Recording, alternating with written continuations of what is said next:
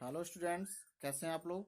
मैं एमपी शर्मा आज आपके समक्ष एक नई वीडियो के साथ आया हूं जो कक्षा 8 की एक्सरसाइज 13D की हैं। तो बगैर देरी के चलते हैं सवाल वीडियो है। पे। चित्र में ओ व्रत का केंद्र है और इस व्रत की तीन जीवाएं ए बी पी क्यू एवं सी डी इस प्रकार खींची गई हैं कि ए बी बराबर पी क्यू बराबर सी डी।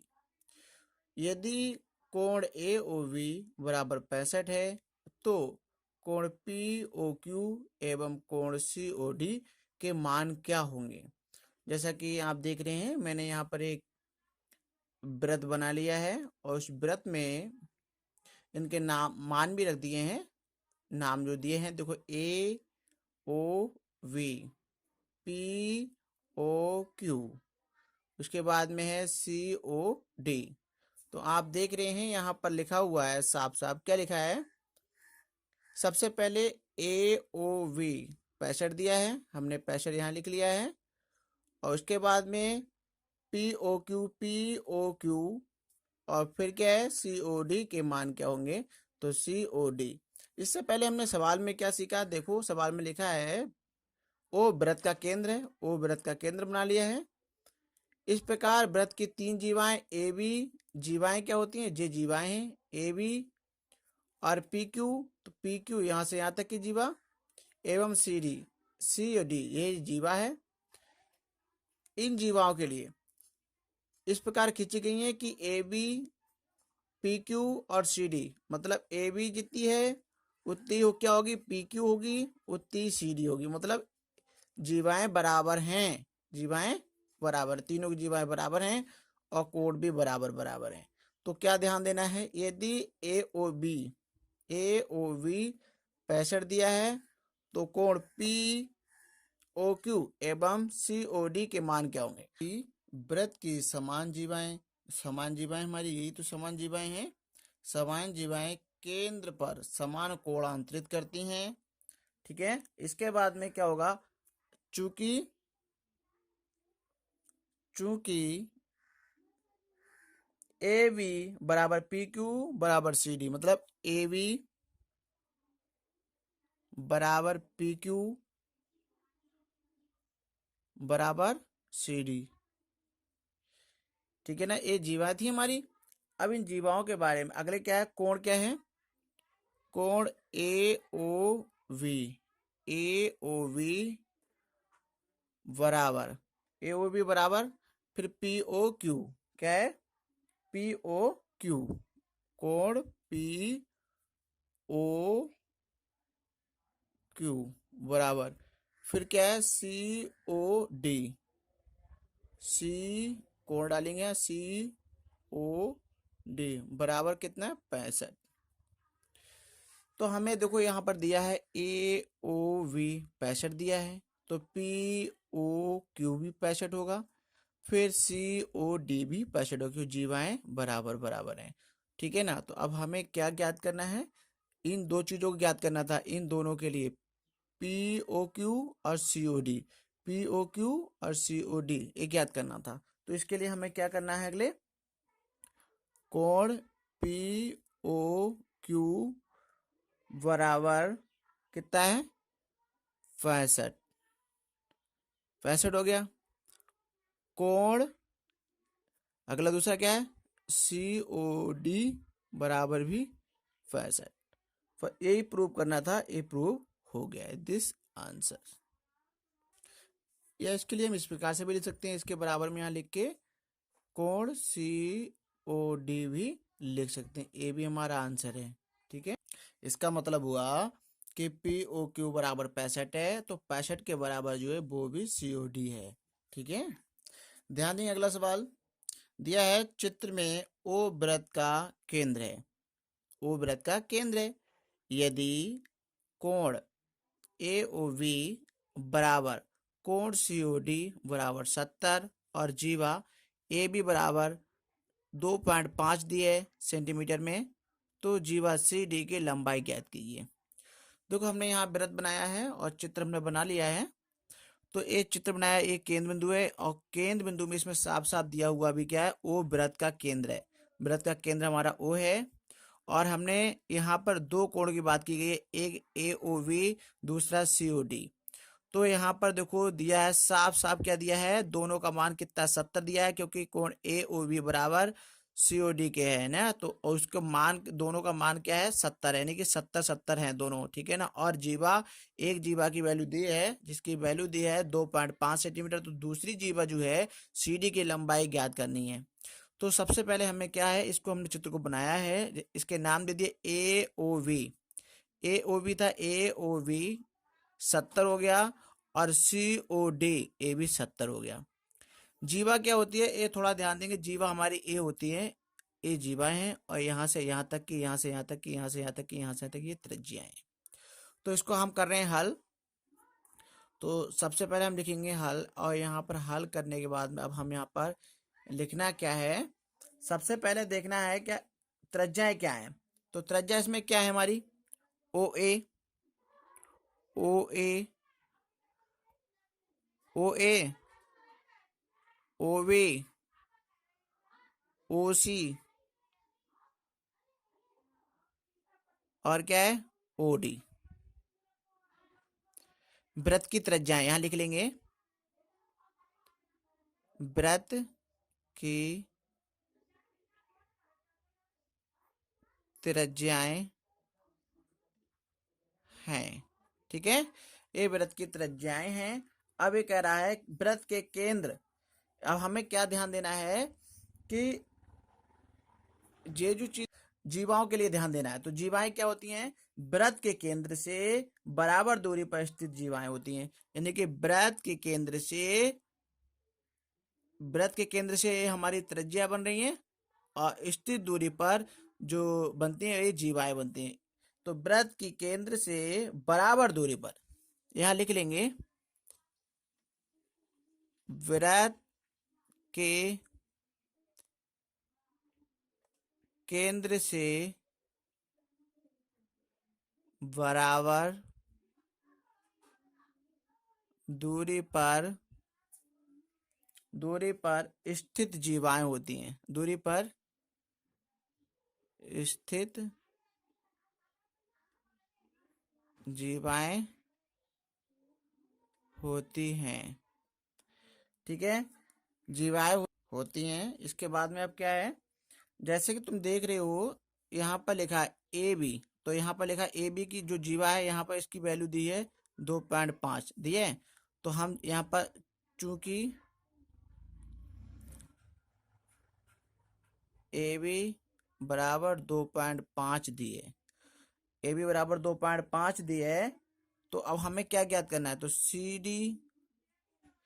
डी बराबर ए बी बराबर 2.5, यही हमारा आंसर। ऐसा क्यों बना, क्योंकि थोड़ा ध्यान देंगे, क्योंकि जीवाएं, ये जो कोण हम देख रहे हैं ए ओ वी और सी ओ डी, तो इन जे अपने केंद्र बिंदु से बने हुए हैं और इसकी जितनी जीवा है उतनी जीवा इसकी भी बनेगी।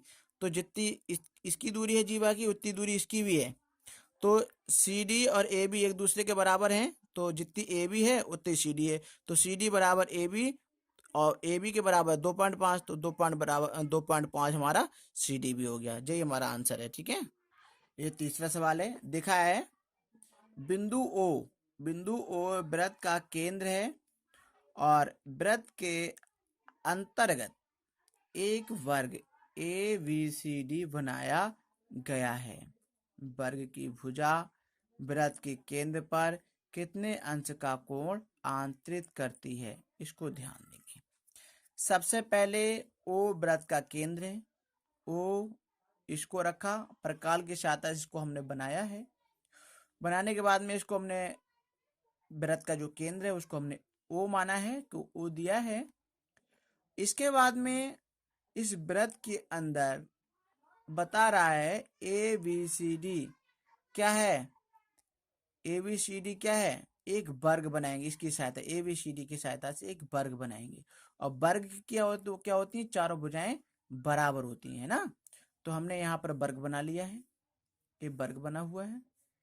अब इस वर्ग को बनाने के लिए हमने पहले तो हमने ये वर्ग बनाया है, अब वर्ग में इनके नाम दे दिए A B C D, A B C D, ठीक है, नाम दे दिए। अब इन नाम के लिए, नाम जब हमने दे दिए हैं, अब हमें इसमें क्या चीज ज्ञात करनी है, मतलब वर्ग की जो भुजा है वृत्त के केंद्र पर कितने अंश का कोण बनाएगी, ए भुजा है, ए कितने अंश का कोण बनाएगी, इसके लिए कहा जा रहा है।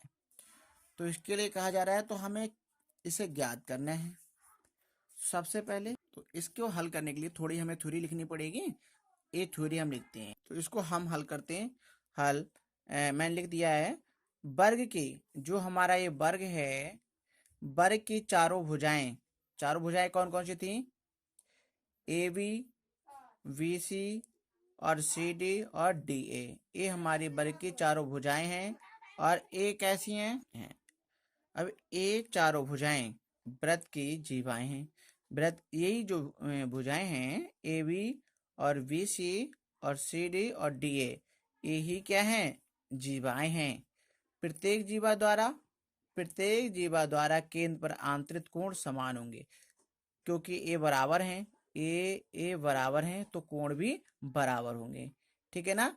तो जब कोण बराबर हैं, अब इसमें एक चीज हमें ध्यान देनी है, तो ध्यान क्या चीज देनी है, क्योंकि यहाँ पर किसी का मान दिया नहीं है, दिया है क्या, ए बी सी डी बनाया गया है, वर्ग की भुजाएं वृत्त के केंद्र पर कितने अंश का कोण आंतरित करती है, नहीं दिया है। तो हमें क्या ध्यान देना है, क्योंकि जैसे वृत्त है, तो हमने पहले पिछली वाली वीडियो में बताया था कि ये वृत्त है, और वृत्त में अर्धवृत्त का जो होता है, अर्धवृत्त इसका योग कितना होता है, यहाँ से यहाँ तक का 180 होता है, और नीचे अलग 180 हो गया, तो पूरे कितना हुआ 360 हुआ। तो यहाँ पर पूरे का है, वृत्त के अंदर जो वर्ग बना है इसका पूरे का योग कितना है 360।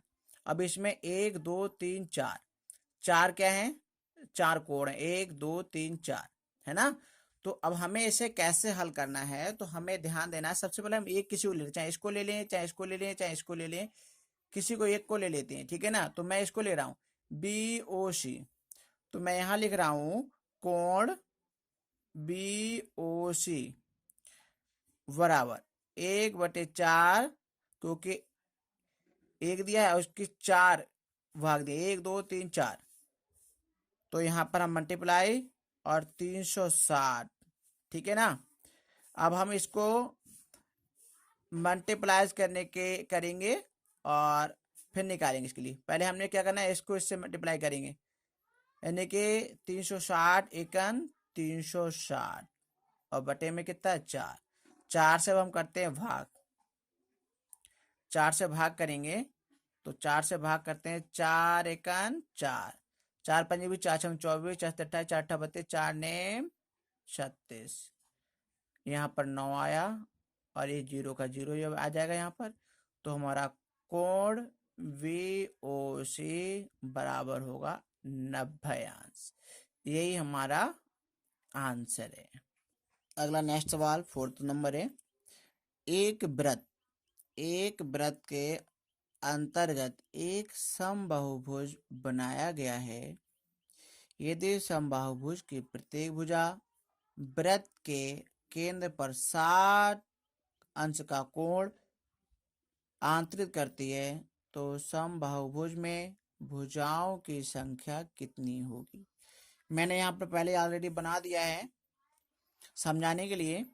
तो आपको सबसे पहले क्या करना है, एक वृत्त बनाना है, और प्रकार की नोक रख के वृत्त बना लें।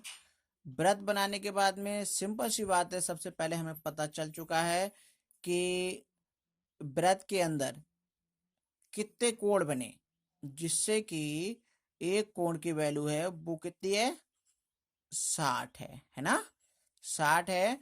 तो और इसके पूरे का योग कितना होता है 360। तो हम ऐसे सॉल्व कर सकते हैं कि 6 बनेंगे, 6 छंग 36, 6 छंग 36 और 0 का 0, यानी कि 360 हो जाएगा। तो हमें 6 बॉक्स बनाने हैं, यानी कि 6 त्रिभुज बनाने हैं, है ना। तो सबसे पहले एक कोण हमने 3 को मतलब 6 कोण बनेंगे, तो 6 कोणों में एक कोण जे हो गया, एक जो सारे को सभी एक तरफ से काउंट करते हैं, फिर हम इन कोणों के नाम देते हैं। पहला कोण हमने नाम दिया है ए ओ वी, फिर बी ओ सी, फिर सी ओ डी, फिर डी ओ ई है, फिर ई ओ एफ, फिर एफ ओ ए। इनके नाम हो जाएंगे। ठीक है, तो बगैर देरी के अगले हम फिर पहुंचते हैं। क्या सबसे पहले क्या है, एक कोण की वैल्यू दी है ए ओ वी बराबर कितना है 60। तो 60 इसका भी होगा, इसका भी होगा, इसका भी होगा, इसका भी होगा, इसका भी होगा, होगा ना। तो हम हल इसको करते हैं। तो कोण ए ओ वी बराबर कितना है 60 अंश है। अब हम इसमें थ्योरी लिखते हैं, वृत्त की समान जीवाएं वृत्त के केंद्र पर समान कोण आंतरित करते हैं। तो हमने लिख चुके हैं, वृत्त की समान जीवाएं वृत्त के केंद्र पर समान कोण आंतरित करती हैं। ठीक है, अब इसके बाद में क्या है, अतः हम लिखेंगे, अतः समबाहुभुज में समबाहुभुज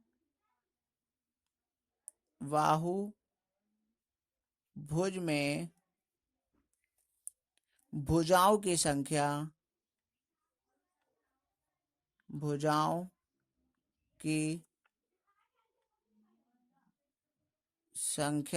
बराबर कितनी होगी।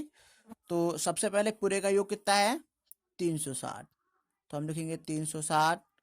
और संख्या कितनी निकालनी है हमें, संख्या निकालने के लिए हमें क्या करना है, एक का हमारा योग दिया हुआ है कितना है 60, तो हमने यहाँ पर क्या लिखा है 60 लिखना पड़ेगा। यहाँ पर लिखेंगे 60, तो 60 हमने यहाँ लिख लिया है। तो 0 से 0 काट देंगे, फिर 6 छंग 36, 6 छंग 36, तो हमारा कितना बचा, 0 0 कैंसिल हो गया, 6 छंग 36 हो गया। तो हमारी संख्या कितनी निकल गई 6। अतः हमें यही ज्ञात करना था कि समबाहुभुज में कितनी संख्या मतलब निकलेंगी। तो हमारी निकल के संख्या आ गई है भुजाओं की, 6 भुजाएं निकल के आ गई हैं। ठीक है ना, यही हमारा आंसर है। This solve.